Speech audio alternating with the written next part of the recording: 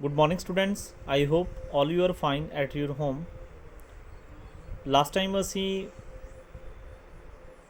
potential ਦਾ expression derive ਕੀਤਾ ਸੀ due to a point charge. ਅੱਜ ਅਸੀਂ ਉਸ ਨਾਲ ਰਿਲੇਟਡ ਇੱਕ ਦੋ ਕੁਐਸਚਨਸ ਤੇ ਉਸ ਤੋਂ ਬਾਅਦ ਨੂਮੈਰੀਕਲ ਦੇ ਕਨਸੈਪਟਸ ਕਰਾਂਗੇ ਕਿ ਕਿਸ ਤਰ੍ਹਾਂ ਦੇ ਨੂਮੈਰੀਕਲ ਪ੍ਰੋਬਲਮਸ ਉਹਦੇ ਰਿਲੇਟਡ ਸਾਨੂੰ ਕੀ ਹੈ ਪੁੱਛੀਆਂ ਜਾ ਸਕਦੀਆਂ ਨੇ।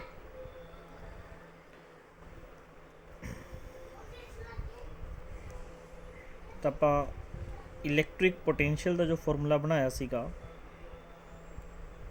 ਇਲੈਕਟ੍ਰਿਕ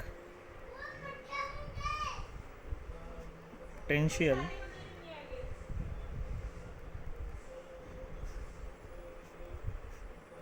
that is V, ਜਿਹਨੂੰ ਅਸੀਂ ਕੀ ਕਿਹਾ ਸੀ, work per unit test charge.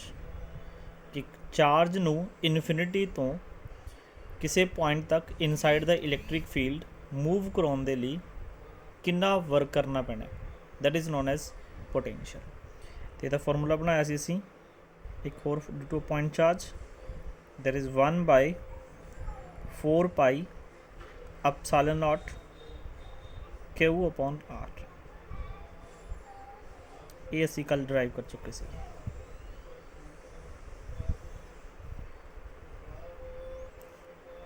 ਹੁਣ ਸਾਨੂੰ ਕੁਐਸਚਨ ਕੀ ਪੁੱਛਿਆ ਜਾ ਸਕਦਾ ਹੈਗਾ, general question, what do you mean by electrostatic potential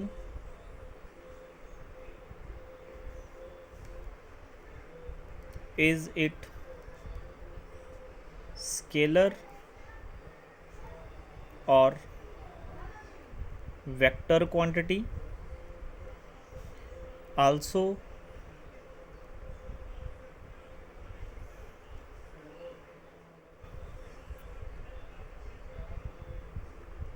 define 1 volt। Combine ਕਰਕੇ ਕੁਐਸਚਨ ਲਿਖਵਾ ਰਿਹਾ ਹਾਂ। ਨਾਲ ਹੋਰ ਕੀ ਪੁੱਛਿਆ ਜਾ ਸਕਦਾ ਹੈ, ਰਾਈਟ ਇਟਸ ਡਾਇਮੈਂਸ਼ਨਲ ਫਾਰਮੂਲਾ। देखो what do you mean by electrostatic potential, ये डिफाइन असी डेफिनेशन कल कर ली सी कि potential is defined as the amount of work done on bringing a unit positive test charge from infinity to a point inside the electric field।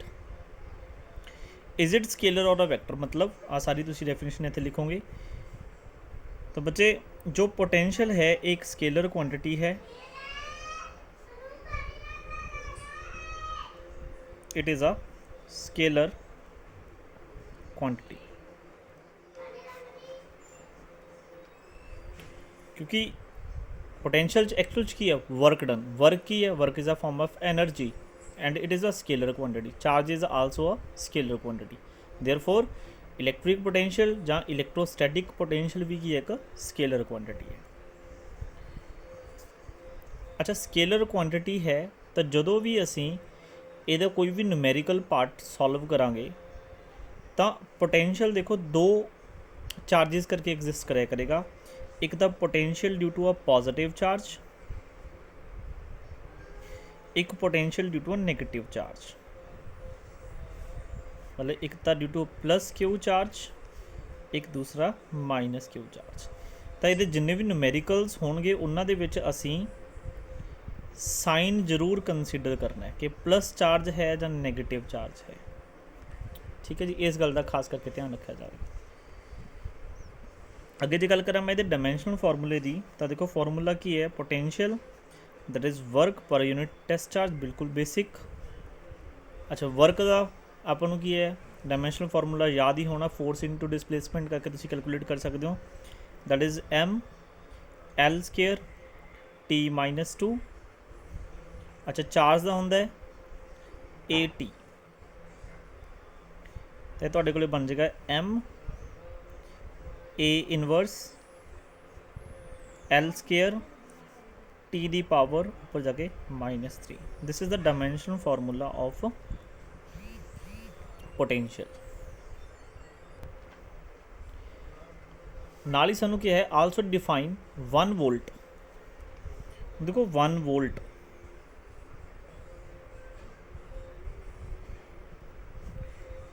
Potential ਨੂੰ ਅਸੀਂ 1 wallet ਕਦੋਂ ਕਹਾਂਗੇ, ਜਦੋਂ ਬੱਚੇ 1 ਜਾਊਲ ਦਾ ਅਸੀਂ ਵਰਕ ਕਰਾਂਗੇ, ਮਤਲਬ 1 ਜਾਊਲ ਦਾ ਵਰਕ ਡਨ ਕਰਨਾ ਪਏਗਾ 1 ਕੂਲਮ ਚਾਰਜ ਨੂੰ ਮੂਵ ਕਰਾਉਣ ਦੇ ਲਈ from infinity to a point inside electric field. ਬਸ ਸਿੰਪਲ ਜਰਨਲ ਡੈਫੀਨੇਸ਼ਨ ਤੁਸੀਂ ਕੀ ਲਿਖਣਾ ਹੈ, a potential is said to be 1 volt if a 1 joule of work done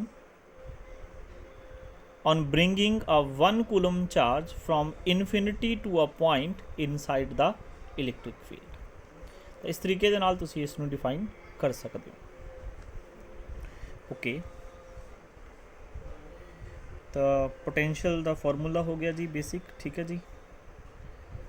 okay, ਇਸ ਤੋਂ ਬਾਅਦ ਅਸੀਂ ਇਹਦੇ ਕੁਝ ਕੁ ਨਿਊਮੈਰੀਕਲਸ ਦੇ ਕਨਸੈਪਟਸ ਦੇਖਦੇ ਆਂਗੇ, ਠੀਕ ਹੈ। ਇੱਕ ਤਾਂ ਦੇਖੋ ਜਨਰਲ ਫਾਰਮੂਲਾ ਆਪਣਾ ਲਿਖਿਆ ਹੀ ਹੋਏਗਾ, ਇੱਕ ਇਸ ਦੀ ਅਨਦਰ ਫਾਰਮ ਵੀ ਤੁਹਾਨੂੰ ਲਿਖਾਈ ਸੀਗੀ ਕਿ ਜੇ ਵਰਕ ਅਸੀਂ ਕਰਦੇ ਹਾਂ from point A to B ਕਿਸੇ ਟੈਸਟ ਚਾਰਜ ਨੂੰ ਮੂਵ ਕਰਾਉਣ ਦੇ ਲਈ, ਠੀਕ ਹੈ, ਤਾਂ ਪੋਟੈਂਸ਼ੀਅਲ ਡਿਫਰੈਂਸ ਕੀ ਹੁੰਦਾ ਸੀ, AB। ਤੇ ਇਸ ਪੋਟੈਂਸ਼ੀਅਲ ਡਿਫਰੈਂਸ AB ਨੂੰ ਅਸੀਂ ਕੀ ਲਿਖਦੇ ਸੀ, final potential minus initial potential, ठीक है जी। एक फॉर्मूला ए तुसी ध्यान च रखना। हुण आपां एक क्वेश्चन डिस्कस करते हैं आगे, लेकिन न्यूमेरिकल है।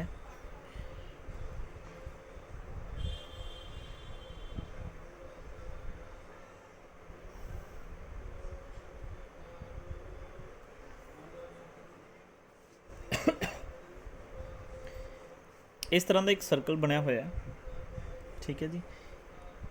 ਇੱਥੇ ਕੋਈ ਪੁਆਇੰਟ A ਹੈ, ਇਹਦੇ ਬਿਲਕੁਲ ਸੈਂਟਰ ਦੇ ਵਿੱਚ ਇੱਕ ਕੋਈ +Q ਚਾਰਜ ਹੈ, ਇਸ ਜਗ੍ਹਾ ਤੇ ਕੋਈ ਪੁਆਇੰਟ C ਹੈ ਤੇ ਇਸ ਜਗ੍ਹਾ ਤੇ ਕੋਈ ਪੁਆਇੰਟ B ਹੈ। ਸੈਂਟਰ ਤੇ ਇੱਕ ਚਾਰਜ ਪਿਆ, ਸੋਰਸ ਚਾਰਜ ਤੁਸੀਂ ਇਹਨੂੰ ਕਹਿ ਸਕਦੇ ਹੋ। ਤੁਹਾਨੂੰ ਕਿਹਾ ਵੀ ਇੱਕ +Q charge, another +Q charge ਹੈ, ਉਸ ਨੂੰ ਤੁਸੀਂ A ਤੋਂ C ਤੱਕ ਲੈ ਕੇ ਆਉਣਾ ਤੇ C ਤੋਂ B ਤੱਕ ਲੈ ਕੇ ਆਉਣਾ।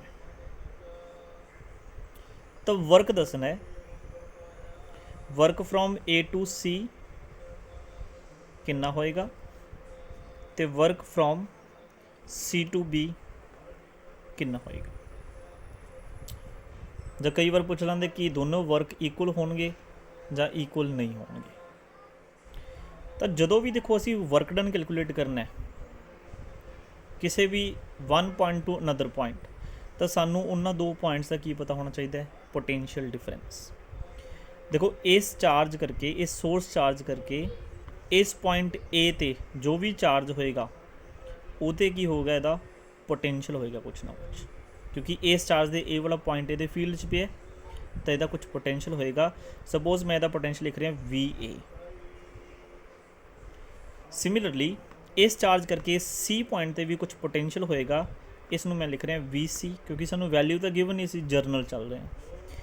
ਇਸ ਸੋਰਸ ਚਾਰਜ ਕਰਕੇ ਇਸ B ਦਾ ਪੁਆਇੰਟ ਤੇ ਵੀ ਕੋਈ ਪੋਟੈਂਸ਼ੀਅਲ ਹੋਏਗਾ, ਜਿਹਨੂੰ ਮੈਂ ਲਿਖ ਰਿਹਾ VB। ਤਾਂ ਅਗਰ ਮੈਂ ਵਰਕ ਕਰਾਂ from A to C, work from A to C ਇਸ ਫਾਰਮੂਲਾ ਨੂੰ ਯੂਜ਼ ਕਰਕੇ ਟੈਸਟ ਚਾਰਜ ਮੂਵ ਕਰਾਉਣਾ ਸੀ Q, which is equal to इन्होंने दोनों के की है पोटेंशियल डिफरेंस के बराबर होएगा। तो potential between A and C, तेनों असीं की लिख सकते हैं, potential at point C minus potential at point A। This implies the work from A to C, Q उधर की कर दो मल्टीप्लाई कर दो, तो VC minus VA। This is equation number 1। इस इक्वेशन ਦੇ ਵਿੱਚ ਇੱਕ ਚੀਜ਼ ਹੋਰ ਦਿੱਤੀ ਹੋਈ ਹੈ। ਦੇਖੋ ਆਪਾਂ ਨੇ ਪੋਟੈਂਸ਼ੀਅਲ ਦਾ ਫਾਰਮੂਲਾ ਜੋ ਉੱਪਰ ਲਿਖਿਆ ਸੀ, ਪੋਟੈਂਸ਼ੀਅਲ ਕੀ ਹੈ, Q/4πε0r। ਮਤਲਬ ਪੋਟੈਂਸ਼ੀਅਲ ਇੱਕ ਤਾਂ ਸੋਰਸ ਚਾਰਜ ਤੇ ਡਿਪੈਂਡ ਕਰਦਾ, ਇੱਕ ਉਹਦੇ ਡਿਸਟੈਂਸ ਤੇ।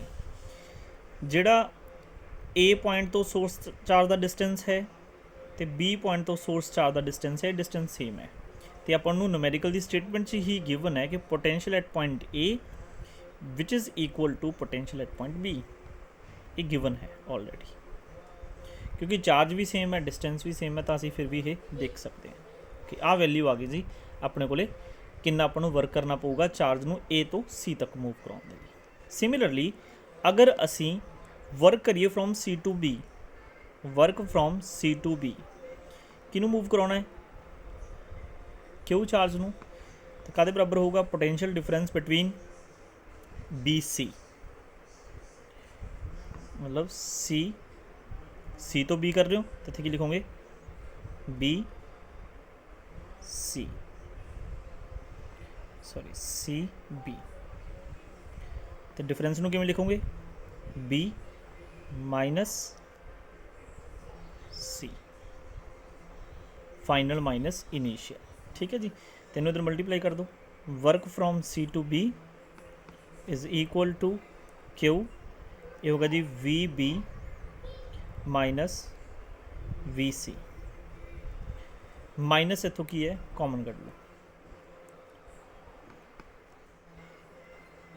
तो बच्चे हो गया जी VC माइनस VB।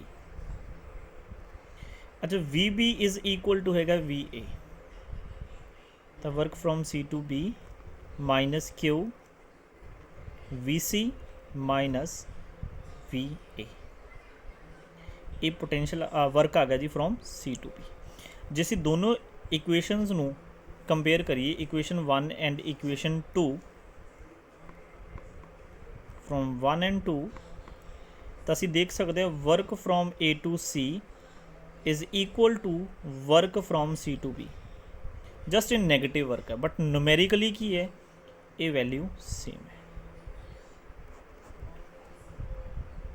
तो असीं एक